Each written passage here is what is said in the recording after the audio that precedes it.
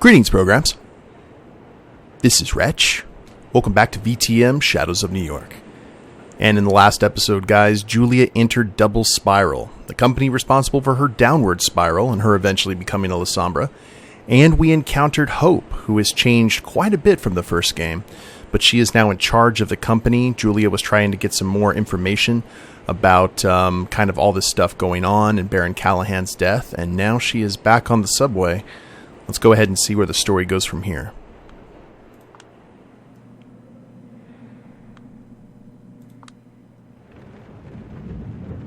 Thank you for having me, Mr. Vanderweyden. No need. I'll be happy to assist your investigation in whatever way I can, Miss Sawinski. That sickeningly sweet smile. And this office, spacious but oppressive. Here's a man who knows how to subtly unnerve people, but does he even realize it? And I'm sure the presence of the esteemed Addison Payne will guarantee I'm totally transparent. Am I right, Addison? Looks like I've interrupted a friendly meeting. In the far corner of the room, I spot glasses of blood and two spittoons. Vices and follies of the rich. Are you sure I'm not wasting your time? Not at all. Busy as I might be, I can't say I'm not curious about the findings in the case. Yes, my thoughts exactly. So, how are you handling your newfound responsibilities? I'm managing. I'll start by asking the obvious. Where were you the night Douglas Callahan met his, untimely demise? Vanderweyden raises an eyebrow, and then lets out a restrained chuckle. You hear that, Addison? I might be suspected of foul play. Exciting, isn't it?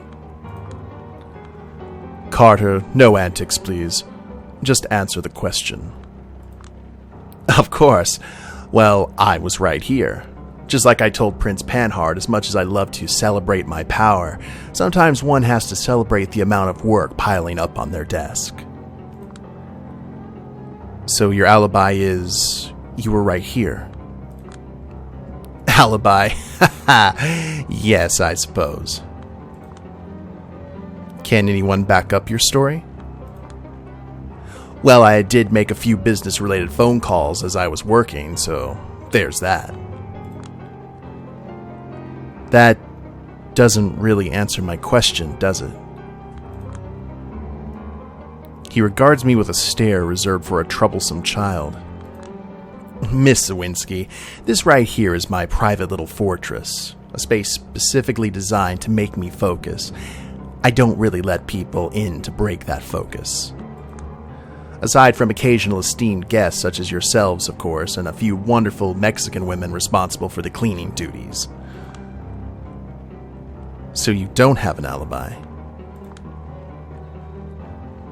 The look in his eye screams, why won't you at least pretend to try and get on board with my program, kid? I suppose, but why would that matter?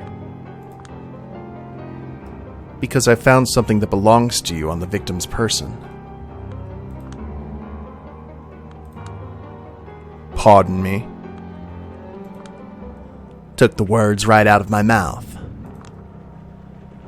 We're not talking a murder weapon or something of that caliber, of course. No. It was a short list of 4 names. Unaffiliated kindred whose services could be useful to anyone interested in toppling the current power balance in NYC. Tamika, Hope, D'Angelo, Agathon. Excuse me, Miss Sawinski, but I'm afraid I don't follow. How is that something that belongs to me? I have it on good authority that it's a short list you've been shopping around to anyone interested here in New York City, be it the Camarilla or the Anarchs. Addison tenses up, and his host is not happy about it. This is just preposterous. I'm calling your bluff right here, miss. No, the bluff is coming right now. Mr. Vanderweyden, if you want to voice concerns about the information I have, how about you voice them to Kaiser? Not me. Addison turns to Vanderweyden, clenching his lips and gripping his wheelchair arms tightly. Ooh, that smile's gone. For a brief moment, the ever-present smile on Vanderweyden's face goes missing, and the expression that replaces it reminds me of a horrifying void. Like a sneak peek into what's really going on in his soul. He quickly collects himself, but the image is burned into my retinas. To think these sorts of unsavory rumors are circulating around me. I should be grateful you let me know. So you're denying it? Of course I'm denying it. Categorically. You can bet your life savings on it. I certainly hope it is nothing more than an unfortunate blunder. Et tu, Brute? Come on, Addison, we've known each other for years. Yes.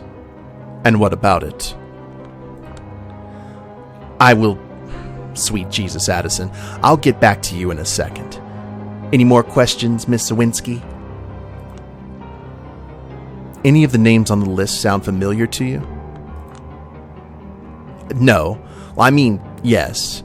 That is my long-estranged child on your list, but that's another reason why I'm flabbergasted anyone would consider it mine.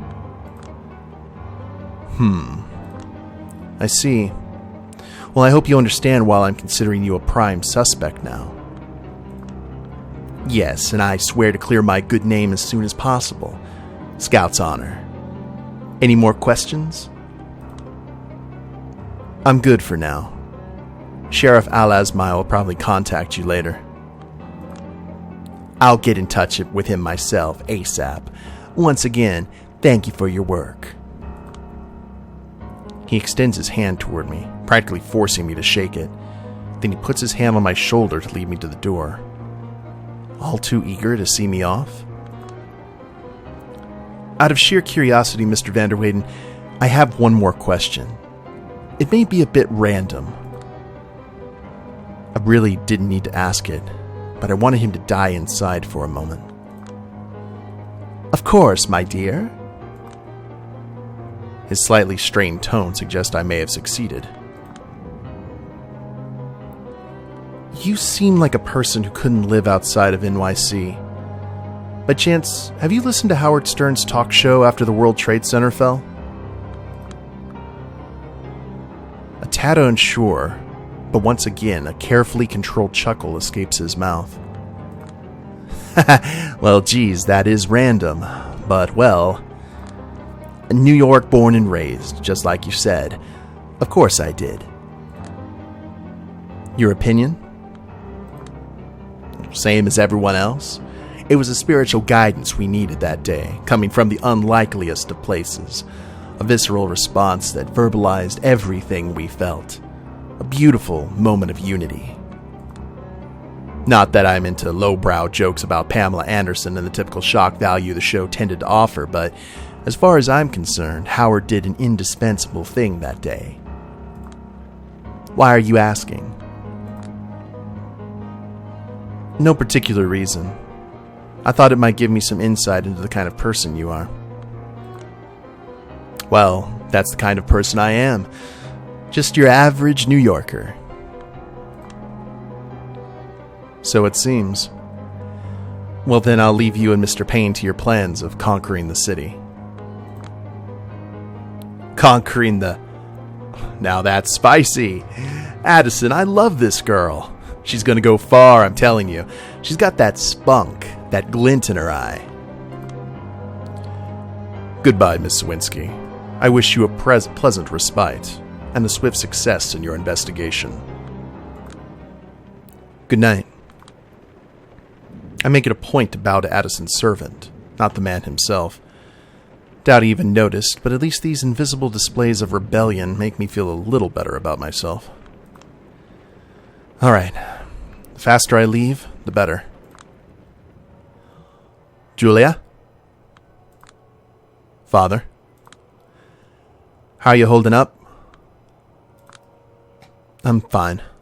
Stumbling around and hoping for a miracle to happen. like always.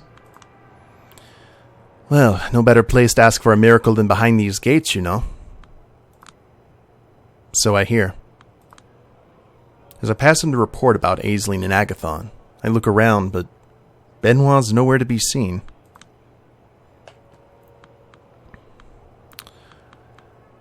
Well, finally, a one-on-one chat. Feels nice to be able to chat one-on-one for once. Yes, I knew you'd say that. I had errands to run, and I thought it might be best if Benoit took care of these. Wasn't in the mood for a childish spat tonight, huh? Something along those lines.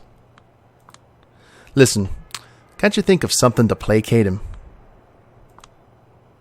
Placate him how, exactly? Benoit won't accept anything less than me joining a convent. He's like a worried parent. A basic gesture here and there, showing up in church from time to time and pretending to listen would get him off your case. I mean, I've been through this song and dance before, with my own worried parents when I was a teenager. Wandering in the forest until Mass was over, not even be able to smoke because they'd pick up the scent. Not the best moments in my life, you know? And a part of the reason I'm distancing myself from them. I don't need this fake energy in my life. And I'm honestly weirded out by you asking me to lie. I'm not asking you to lie, Julia. Just let me ask you this way. Are you a spiritual person? I guess I am. Kind of. Always was. Suddenly being able to see ghosts did not change a thing. I think it's mostly because seeing the world as purely material seemed boring to me somehow. Well, you are, and you were raised Catholic. So can't you find a way to express that spirituality in our own church? I don't see a way right now. And why is that?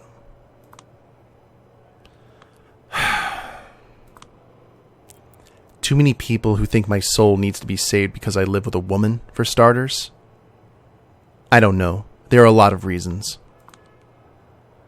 Like the sin of drinking blood every other night, or feeling some primal fear whenever I walk by a clergyman whose faith seems to be actually genuine. Well, that one sounds like an excuse. It's about your relationship with God, not other people. In theory. But back in the old country, I've heard my share of homilies that felt like complete condemnations of my kind, and none that would condemn hate toward people like me. And you know, when church-adjacent people try to stir shit around your very existence every few months, some minimal support would be appreciated. Sorry, all you can count on is silent complicity. I get it. I know there's a lot of work to be done, and a lot of undeserved hurt going around, but... Listen, I don't even want to talk about it.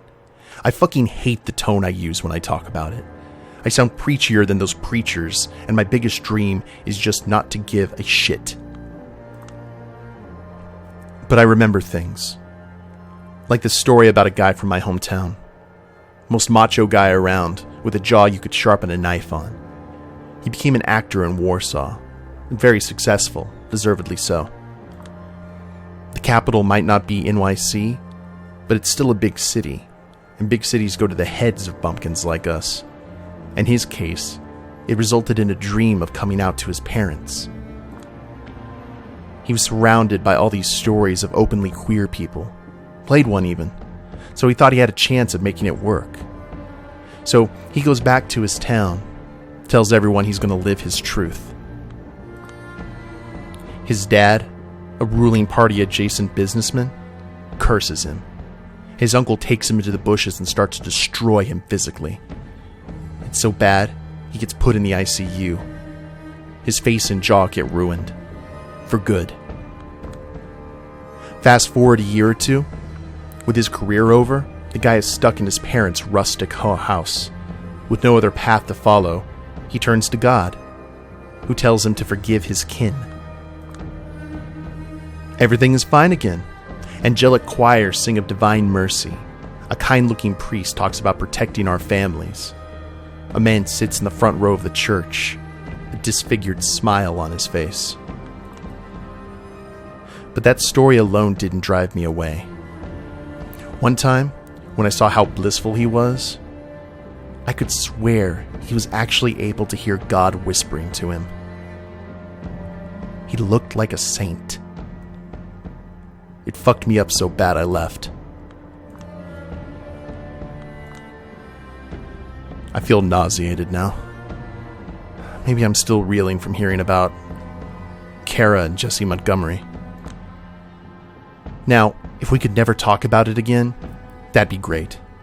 I know that I tend to sound like a loser who loves to pontificate about shit I can't change, but I at least keep trying to change myself, damn it.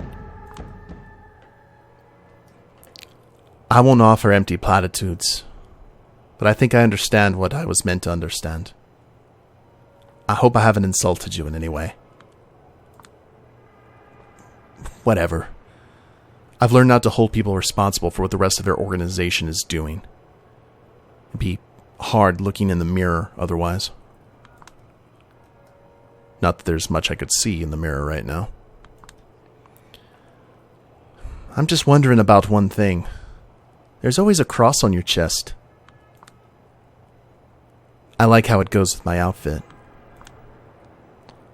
Is it just a fashionable accessory to you?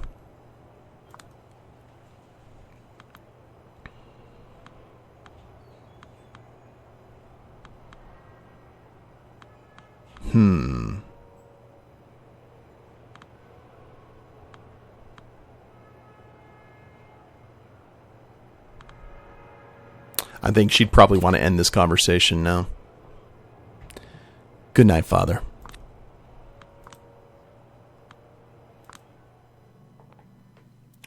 I find her sitting in bed, scrolling through Pinterest on her phone. So how you doing, detective? I fall on the bed, bury my face in the pillows, and scream. That bad, huh? I don't want to tell her about Double Spiral. I still have to figure out how I feel about it. I'm just not cut out for this. Oh, shut up. If you aren't, who is? Sherlock Holmes, Hercule Poirot, Columbo, Mad Mickelson's boyfriend from Hannibal, whatever his name was. I don't know, someone who can actually put two and two together. You can't fool me into believing you're incompetent, you dumbass. I've read your articles. Don't pretend you suddenly forgot how to do your job. I haven't, but I've got no evidence, no witnesses, no promising leads, nothing. I just stumble around, assuming things, talking big. Blah. So you like, I don't know, Jack Nicholson in Chinatown? And he actually solved his case. And then wished he never took it up. Was that supposed to cheer me up? I'm just saying that the situation you're in sounds an awful lot like Chinatown. Depraved elites, big plans for the city, blah blah blah. Yeah, and that's depressing. It is what it is. I just think you should approach it this way and look for a solution to your problems outside of the box. Not as a mystery, maybe, like a trap to escape? Maybe. I throw myself on the bed again and lie there for a bit, staring at the ceiling. Then, I approach Dakota from behind and tug her sleeve to draw her attention. Psst. Hey. Put the phone away. Now? Come on, Jules, we can't do this every night. I've got my own work, and I need to worry about anemia. You said so yourself. Besides, I was just looking for inspiration. I rub against her clothes with my face like a cat. You're impossible. Haven't you noticed what's going on in the news? People are going absolutely insane about this virus, canceling trips and orders and... Pretty please? I can, honey. I have to replenish my stash. And besides, I'm worried about overuse. My brain is working a bit too slow. My balance is off. I was just thinking how I miss meditation. She's giving me clear signals she just wants an excuse. And even though it would be the responsible thing to do, I know she's insatiable. She's usually the one who takes the initiative. Let's try a final push. I bite her ear and whisper in it. No drugs tonight. Let's do this raw. She throws her hands up in the air. Victory. Jesus, you're greedy these days. Always have been. Haven't you noticed? That story's not going to end well. And we need to rest. So now we go into the next night. Oh, you're up early. Yeah, told you. Got work to do. I stretch. Well, that's admirable. Reminds me of that one quote you always used to throw around. A lot of people say you can't smoke dope and get drunk when you got kids, but that's not true. You can, but you still got to get up in the morning. That's being responsible. That's the one. I never understood why it was so hilarious to you. Neither did I. I just accepted the mystery and made it my personal credo. I'm a responsible person. Are you planning to have kids? Not in a million years. By the way, you've got mail. An envelope by the door. It's from Kadir. Inside is a message saying he won't be able to make it tonight, but we'll rendezvous tomorrow to meet D'Angelo. He wants me to lay low until then, and to stay in this apartment if possible. Apparently nobody knows where Tamika is. They only know that she's in trouble and he doesn't want me near it. Well, what is it?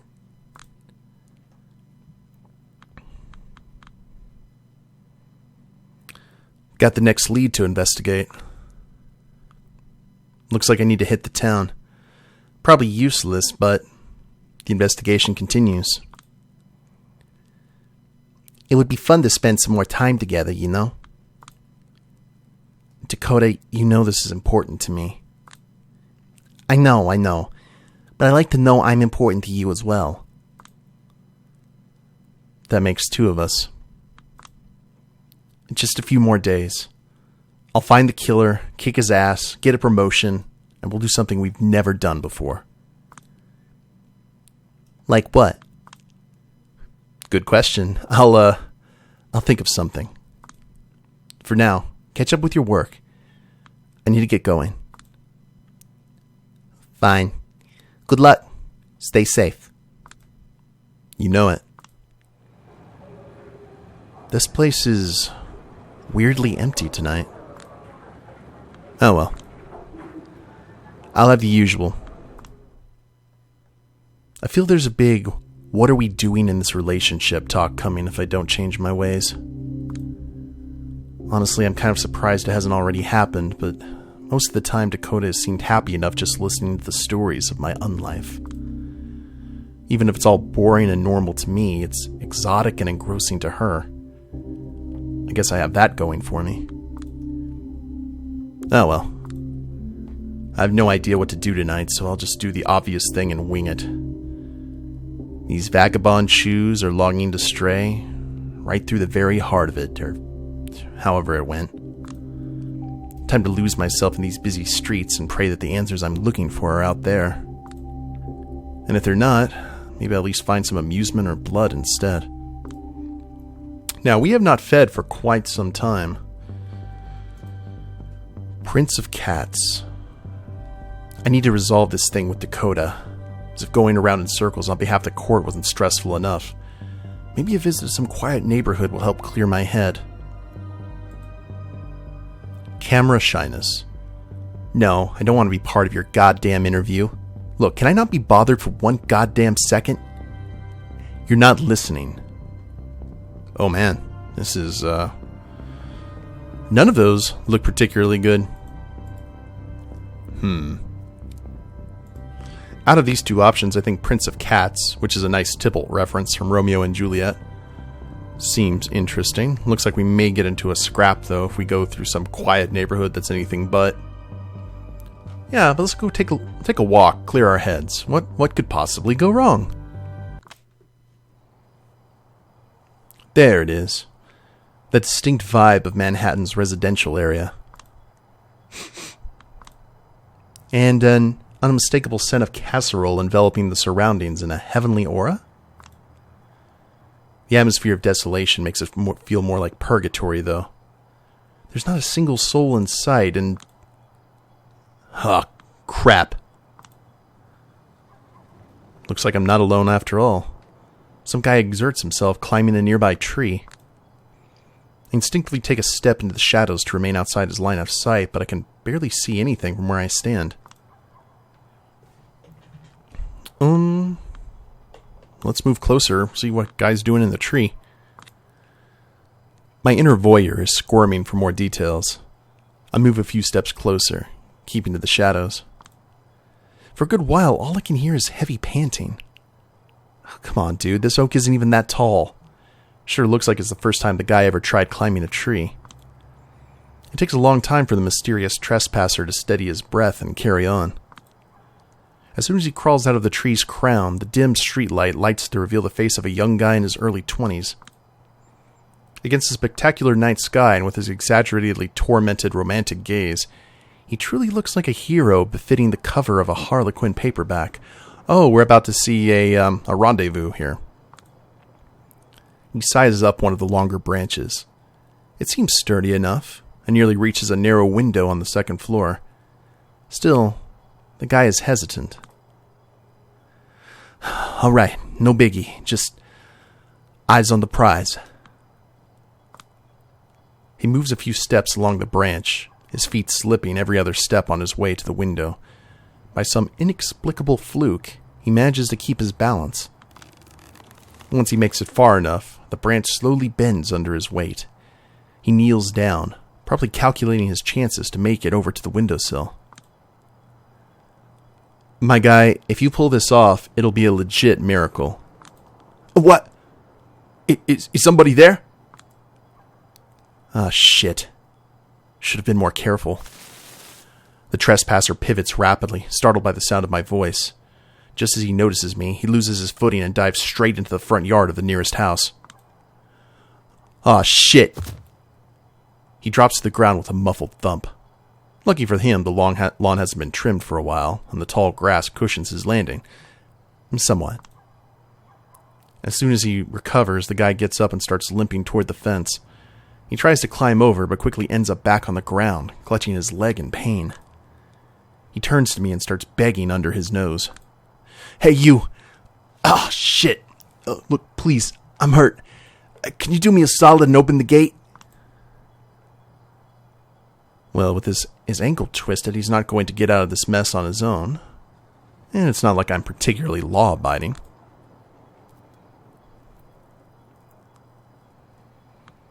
This is fishy. Leave him. Let the residents know he's here. Okay, we'll use potence. That's probably going to make us hungry, though. So why shouldn't I help him? Just stay where you are. Don't move. Look, I don't know how to... And shut the fuck up. Relax. I got this. In 2 swift, bouncy steps, I reach the front gate. Obviously, it's locked, but it's not like that ever stopped me before. Once I'm sure no one can see me, I focus my strength on the gate and pry until the quiet crack announces that the lock is given in. The extraction goes as smoothly as it ever could. I get in quickly, take the guy by his arm, and help him slowly limp out of the front yard. I let go of him a few steps later. He leans against the fence with noticeable relief. Oh, thanks, man.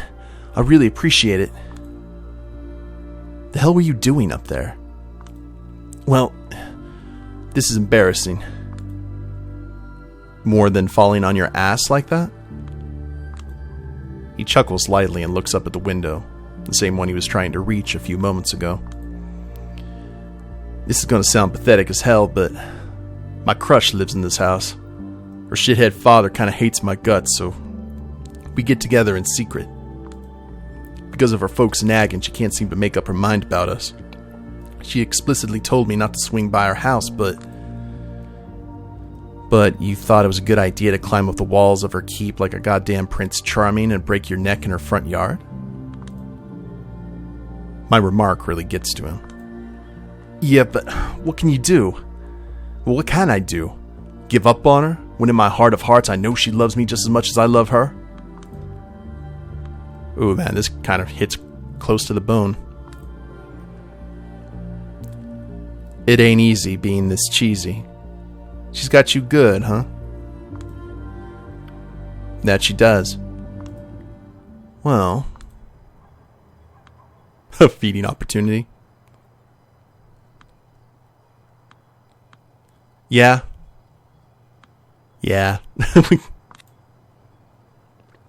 As I listen to him, a familiar sensation begins to overwhelm me. Why are you looking at me like that? I swiftly latch onto his hair and drag his head back. Then I bite down and drink, slowly quenching a part of my everlasting thirst with crimson liquid.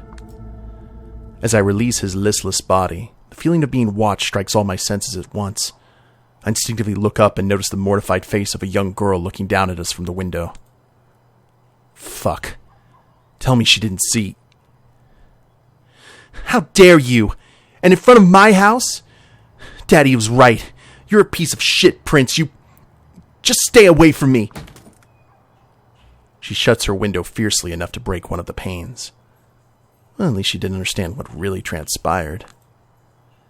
I take off just in time to avoid being noticed by a furious family man, who barges through the front door and immediately lashes out at poor Prince, who's still getting his shit together after my kiss. Another night, another fuck up. Better make myself scarce before the embarrassment catches up with me. All of a sudden, the world ends. Okay, well, I think that's going to do it for this episode, guys. Feel kind of bad for Prince, but we notice that Julia more and more is kind of tapping into that La Sombre nature, that more of, eat the rich, I've got mine kind of mentality. So I think it's just going to get darker and darker as it goes on. I figure we might as well just kind of lean into that, But this seems like a good place to end. I'm not exactly sure how the world is ending, but we will find out in the next episode, guys. If you guys liked it, please leave a like down below. Subscribe to the channel, leave a comment, that'd be a big help. And we'll see you next time. Later days, everyone.